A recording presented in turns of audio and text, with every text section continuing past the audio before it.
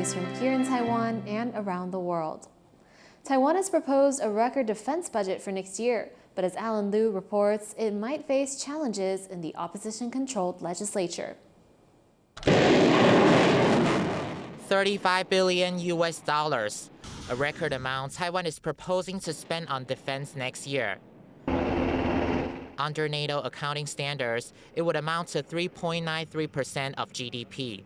That includes funds for the Defense Ministry itself, plus military pensions and defense-related spending by agencies such as the Coast Guard.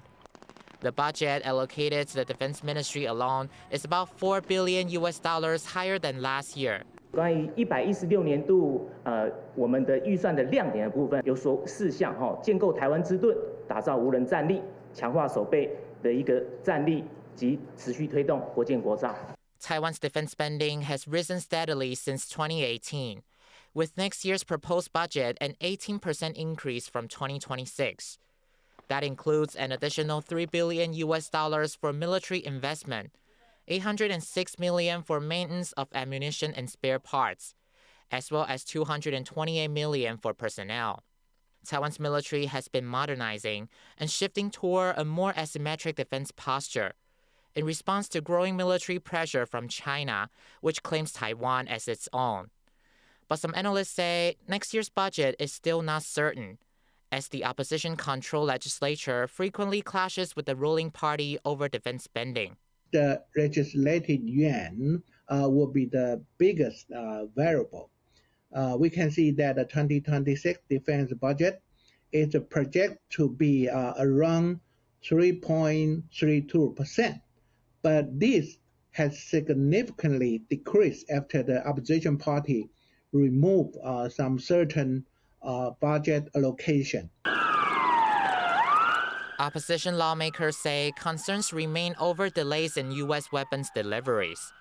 The latest budget proposal comes as the Defense Ministry says production delays will prevent the full delivery of 66 F-16 fighter jets by the end of this year, as originally scheduled. The government is now considering extending the delivery deadline. 它的发下书是在108年由国防部跟美军签署。今年年度结束之后，如果预算无法顺利肢解的话，我们将会依照预算法及各机关预算执行作业要点，呈报行政院来办理预算保留，来继续支用。 Lawmakers are also debating spending on drones, with a special procurement bill still deadlocked in the legislature and no cross-party consensus in sight. All of this is part of a broader debate over how much Taiwan should invest in its defense, as China continues to ramp up military pressure on the country. Lu Fili and Alan Liu for TaiwanPlus.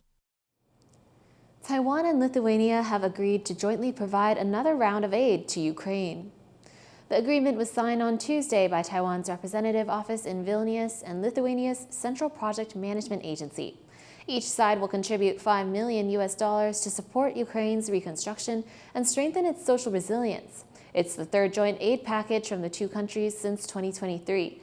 Previous projects have helped rebuild schools, fund remedial education, and establish a rehabilitation center offering counseling and job support.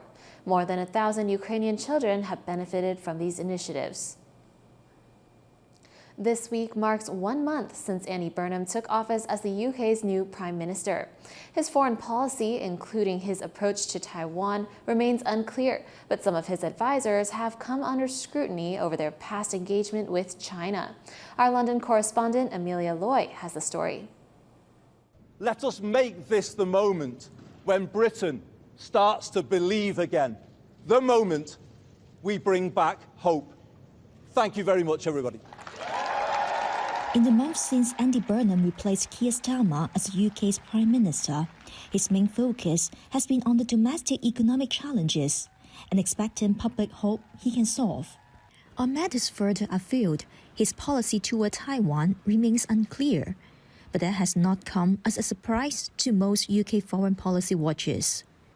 It's clear that his priorities is trying to improve the economic situation in the UK. And regarding Taiwan, we haven't seen any kind of express of intention when it comes to Taiwan policy, but I don't think it would be too different from what is the Keir Starmer's line on Taiwan, which is they'll try to avoid it. They would not want to provoke China per se.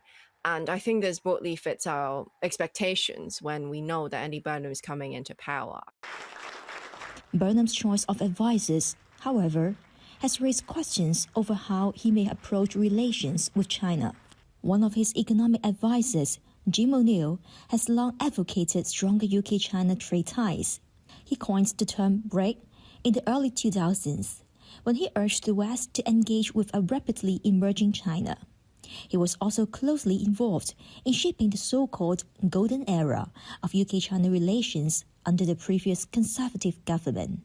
O'Neill recently returned to the headlines after reports that he co-founded a new think tank last month with a former senior director at China's state news agency, Xinhua.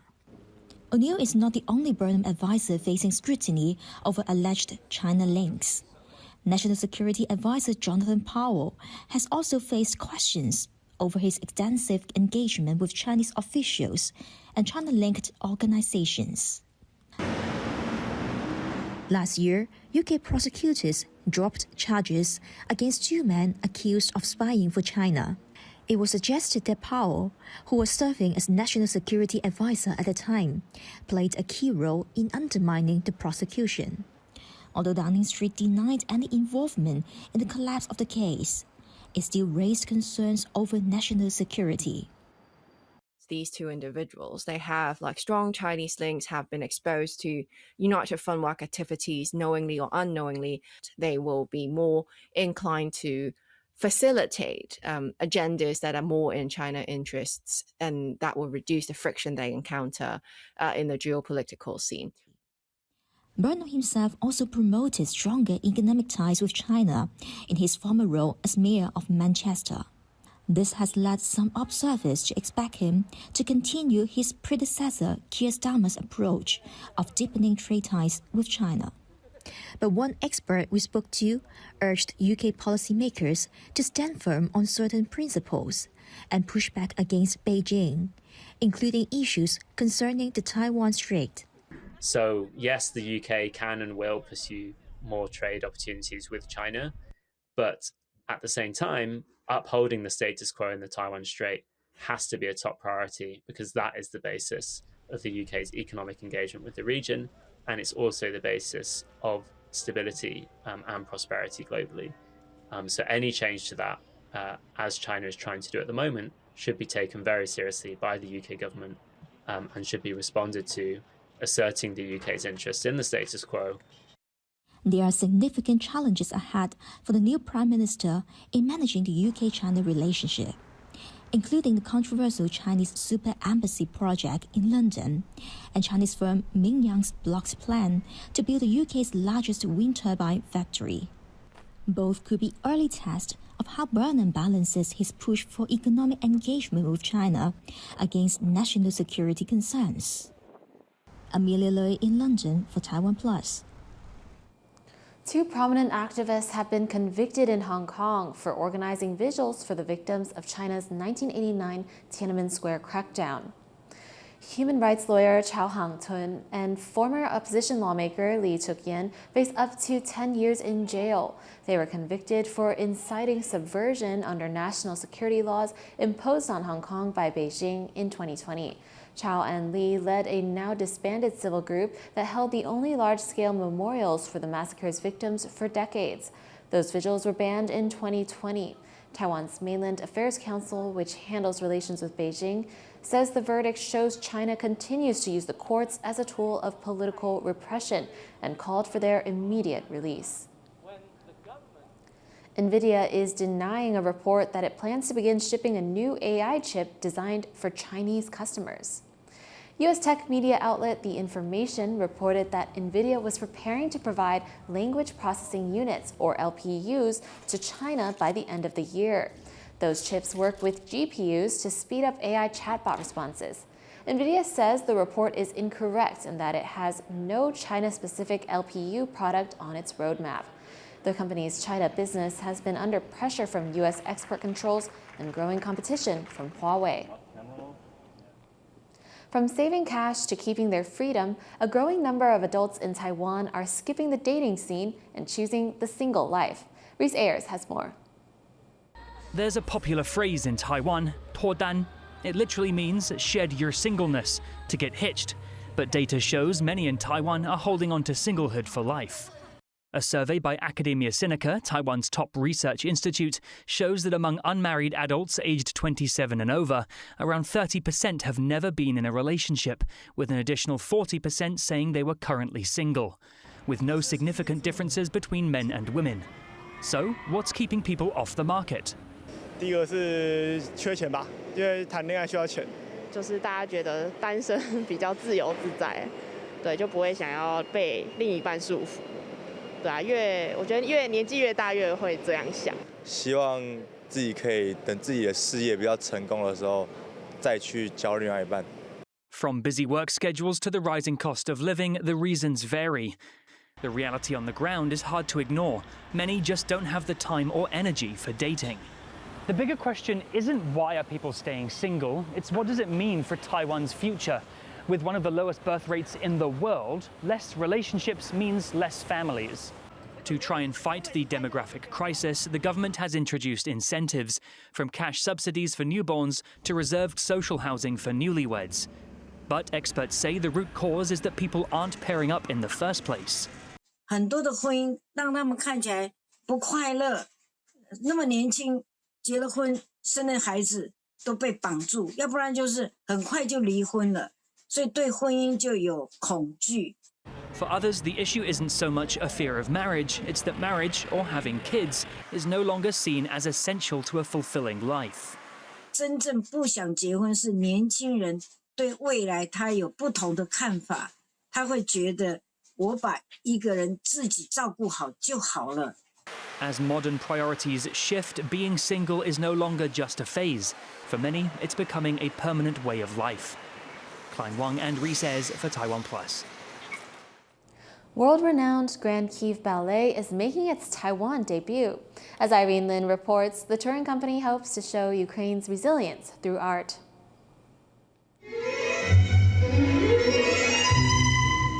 Showing off masterful footwork, these are dancers from the internationally acclaimed Grand Kyiv Ballet from Ukraine, preparing to stage Swan Lake in Taipei this weekend.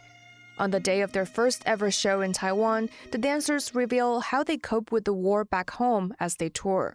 You need to live this role on the stage, and it's such an interesting, and in the same time difficult part of your work. The company's founder says a friend back in Ukraine told him of another airstrike on the night of the opening show, reminding him of the time when they had to rehearse in other countries to avoid the war. We have a base in Poland, and also we have one base in the United States. We try to practice outside of Ukraine, and it's more safety for the dancers and for their families. Taking on the central dual role of the white swan and the black swan is Tamai Chihiro from Japan. She says the war has made practicing a big challenge, but she has figured out her own approach to perfecting the role.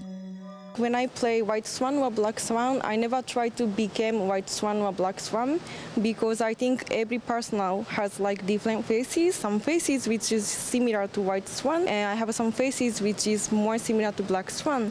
Grand Kyiv Ballet will perform at the Taipei Performing Arts Center from Friday to Sunday, carrying Ukraine's resilience onto the local stage.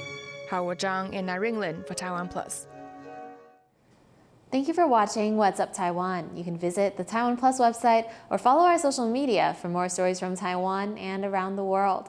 Finally, check out these images from a unique jellyfish museum in Florida. I'm Tiffany Wong. Take care and see you next time.